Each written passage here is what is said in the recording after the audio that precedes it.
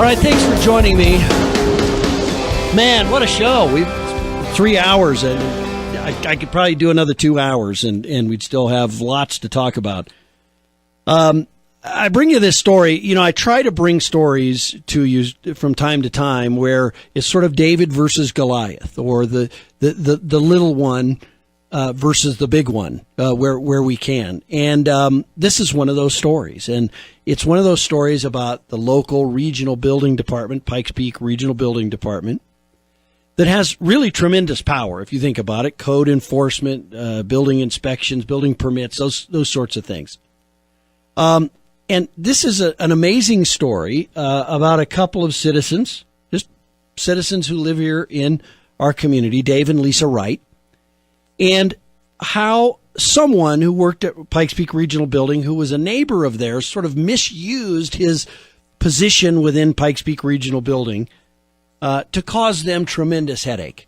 And you know, it's one of those things, you know, having worked on Capitol Hill and been in politics and done things, you know, there's times when it's so obvious you need to recuse yourself from something that you do it. And you just say, hey, because I have a stake in this, or because I'm too close to this, I'm going to step back. I'm not going to make the decision on this.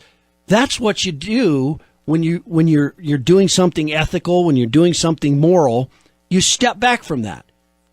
And it's easy to do when it's in the light of day, but the problem here is this was all done behind closed doors. This was done by email, without giving emails to the Wrights and things like that. So we're going to get into this story, and I hope you'll listen to this, and I hope you understand that these kinds of things are important to catch, they're important to expose, and they're important to stop. One point before I go to my guest. We reached out to Mark Waller, who is the county commissioner and who has some oversight over Pikes Peak Regional Building, and to Tom Strand, who's on the city council and also sits as an elected official who has some oversight over Pikes Peak Regional Building Department. Mark Waller got right back to us. He said this thing was an abomination. An employee acted inappropriately, and he was disciplined. And I appreciated that. Ashley called Tom Strand, City Councilman Tom Strand, got no response. Emailed Tom Strand once, twice, a couple of times, never got a response. Not a single response. Only thing we heard from Tom Strand is last week I got a fundraising letter from Tom Strand in the mail. Still unopened on my desk. Anyway, all right, now off to this story. Joining me right now is Lisa Wright. And again, Dave and Lisa Wright are citizens here in our community. Lisa, this is a complicated story. Tell it as best you can and as uncomplicated as you can, and I'll kind of walk you through it. But this all started with you have a drainage problem on your property, and part of that was trees and the root system of the trees, and so you cut down the trees. You didn't need a permit. Nobody needs a permit to cut down a tree on their own property. Well, the city said we did, and we got a violation from the city when we cut down those trees, and they said that we had removed foliage in the hillside overlay and that we needed a plan for what we were trying to do. So we went down to PPRBD, and they said, no, you don't need a permit. You didn't need a permit to cut the trees down. No, they said we didn't. Yeah, and right. then we kept getting information from the city that said, yes, you do. So we went down to city planning, and we submitted our plan, said we want to take our yard back to the 1986 grade. And the young man said, yeah, that's great. Shouldn't be a problem. They've done their due diligence. And he gave us the plan and said, go ahead. And about 4 days later, we got another email from this man that said, oh, let me change this and do this. And he sent another plan, which I never saw. It was in my husband's email. And so then it changed. And so that was 2 years ago. So right. Fast forward to, August, would be July 31st, we started working on the last phase of our yard, which was the grading. We were going to put in a sprinkler system. We had an $18,000 contract with this landscape company, and we had started work. And you'd already gotten approval to do it. We had the plan approved, yes. Right. We thought we had the plan approved. Right. And so the neighbor comes over, he starts yelling at the crew, I'm going to sue. And then, so they're like, well, we don't really want to get sued. So they pack up and they leave.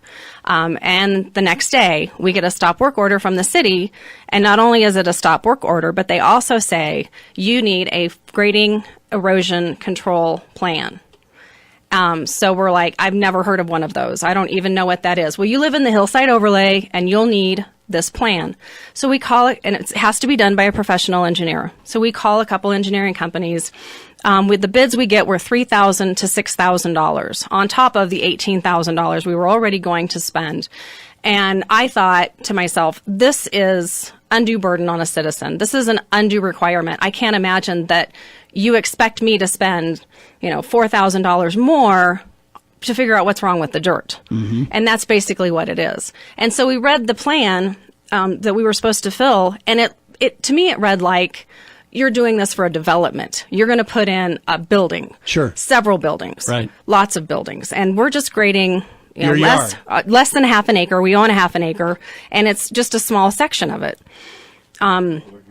So I said, I'm not doing this. So then I reached out to some friends. I reached out to the Gazette. I reached out to the radio or the TV stations, and I did finally get Laura Carno's name from Tron. And I reached out to Laura, and she and Rebecca have helped me tremendously getting this straightened out and squared away. Told me who to write, told me what to do, and then ultimately we filed the CORA. Yeah, Colorado Open Records Act request. Correct. Now, let me back up. I don't think we said who your neighbor was. At the time, did you know that your neighbor worked for Regional Building? I did not realize at that time what he did. We'd heard he'd worked for FEMA. We'd heard he'd worked for the city. I did not realize exactly what he did at that point. It was later then that we realized that he worked at PPRBD and he was the Regional Floodplain Administrator. Mm-hmm. And you... Through this CORA request, this Open Records Act request. This open record, yes, we got all of the emails. It took about 10 days, and we got about 300 plus emails that clearly demonstrated how he had worked behind the scenes, taken our plan, and changed it to what he wanted. Right. None of the time sharing those with you. You never saw those emails. Those were all internal to Pikes Peak Regional Absolutely. Building. And the city of Colorado Springs, right. The city planner. Yes. They were absolutely. And I had a feeling in my heart of hearts. I didn't trust him. I didn't believe him. He told me I only acted as a concerned citizen.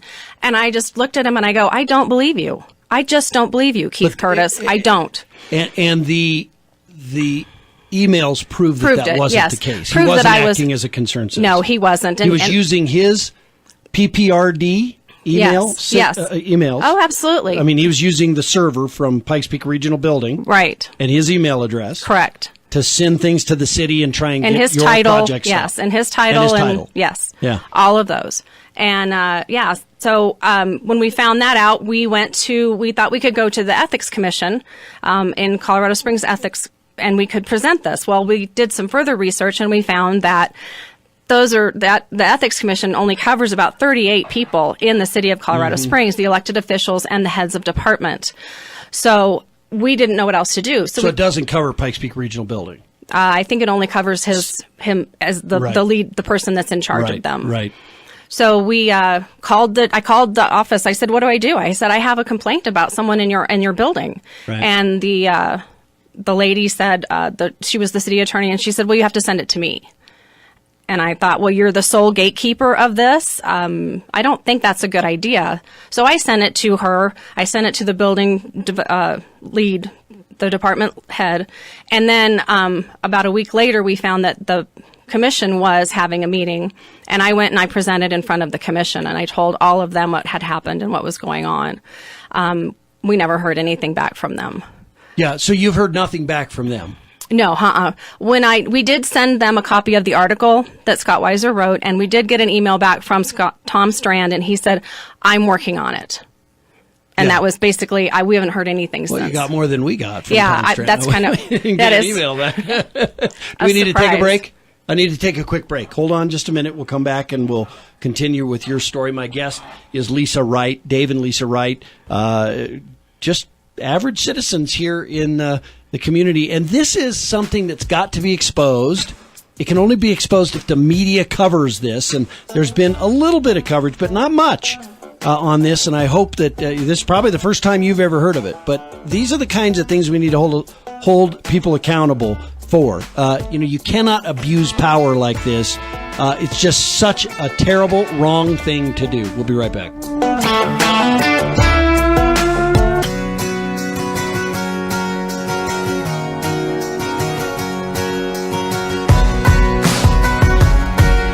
All right, welcome back. Final segment of the Jeff Crank Show. My guest is Lisa Wright. She and her husband, Dave, average citizens here in Colorado Springs, went through a nightmare with Pikes Peak Regional Building, where an employee of Pikes Peak Regional Building is their next-door neighbor. And really, I mean, there's no other way to say it, but use the power that he had through Pikes Peak Regional Building to try and make their lives miserable and get his way on something that he clearly should have recused himself from. I mean, it's just common sense. When you are affected by something personally and you have something personal to gain by it, and you're in a public office or you're a public employee, you ought to recuse yourself. It's simple. This is Ethics 101. Ethics 101. And, as we were talking during the break, one of the things I think that you mentioned was you were approved to go. Everything was fine. Your neighbor came over to your door and said what to you? He said basically, Keith Curtis came over and said, "Let me explain to you why I am right." And I said, I appreciate that. I really don't want to talk to you. Our plan has been approved. And the next day? The next day we found this out through... We found this out through the Cora request, yes. But the next day we got an email from the man that had originally approved the plan, said we need to make some minor changes. I forgot to give you an area that you could grade in. Yeah. And basically what he had done is he dropped the plan off on Matt Bingman's desk, and it said, I want you to implement these changes on the plan. Now, he did have, the planners did say that the neighbor has an appeal. He has an appeal process. If he doesn't like the plan, he can go through the appeal process, and you need to explain that to him. Well, clearly, he did not go through the proper channels of the appeal process. The appeal process that I would have to go through right. as a private citizen if I didn't like something my neighbor was doing. Right. Correct. Yeah. So he just made the changes, and the email that he sent back to Keith Curtis said, "So as to not stir up a hornet's nest, I have made these changes and done this." And that was... So basically, he had the copy of the plan before we did. Yeah, right. Well, and I mean, you have now sort of the smoking gun of emails, right? Where correct. He came to your door on day X, and the very next day, you got the email. Do you have an email from your neighbor to Bingman or whatever his name is? Yes, in an email he said, "I dropped this plan off on the corner of your desk this morning." Yeah. Yeah, there you go. So, I mean, he literally came to your door, then went over to his office the next day and tried to change it, never letting you know this. The only way, and this is what's so key, the only way you found out about any of this stuff is you fought back. Right. Right? You went and got did a Cora request, and you got all the emails and records on this, and the guy got found out that he was doing this inappropriately. Correct. Yeah. Let's talk about what's happened. You don't know what's happened. How has this been resolved? Are you cleared to do the project finally? Yes, we have finished the grading. The grading was completed in November. It was too cold to do anything else, so right. I still have a bare earth yard. I have mud. It's and we have a dog and we have grandkids, and they can't go outside and play in it. But we can't do anything else until spring. But we do have the grading completed. Do you, and again, this wasn't cosmetic. I mean, your basement was flooding. You needed to get this fixed, right? Because we had flooded 2 times. I had 6 inches of water in my basement, and we'd been working diligently over the last 2 years, preparing, every edge of our property to have the water drain away from it. We had no intention of trying to put any of the water onto Keith Curtis's property, which was his concern. And I understand that. And I don't wish, my trauma on anybody. We knew we weren't going to do that. We talked to the landscaper. We don't want to put any water on his property. We need it to go to the street, and we need it to go that way. Sure. And this is there's a little arrogance here on the part of bureaucrats, right? Thinking they're the only ones who know how to do, like a landscaper who does this for a living wouldn't actually know how to grade the ground so that it's not going to go on the neighbor's property. But only a bureaucrat would know that, right? Right. Well, and Keith Curtis is an engineer. He is a professional bureaucrat engineer. Yeah, sure. he is. That is. Well, engineers job. aren't the smartest people in the world. I mean, they miss it once in a while, right? Absolutely. I mean, they certainly don't know how to get through bureaucratic processes sometimes without getting themselves in ethical trouble. We know that clearly in this situation. It's an amazing story, but you don't know what's happened. I mean, your problem has been solved after a lot of heartache and a lot of headache. I mean, you still got to do the grading and everything, but it seems like you've kind of won this battle and you're clear to move forward on your property. Yes. But you can't stop there, and you haven't stopped there, right? I mean, we need to make sure this doesn't happen to somebody else, and that's the point. Exactly. PPRBD covers Fountain, Security, Falcon, Peyton, Manitou Springs, Green Mountain Falls, Monument, and Palmer Lake. These are thousands and thousands of citizens that could be treated the same way, and it's not fair, and it's not fun. Yeah. I mean, it's been a very miserable, this summer has been very bad. And look, I've had some interactions with Pikes Peak Regional Building where they've been really helpful to try and do things. And I don't mean to, this isn't intended to throw them under the bus.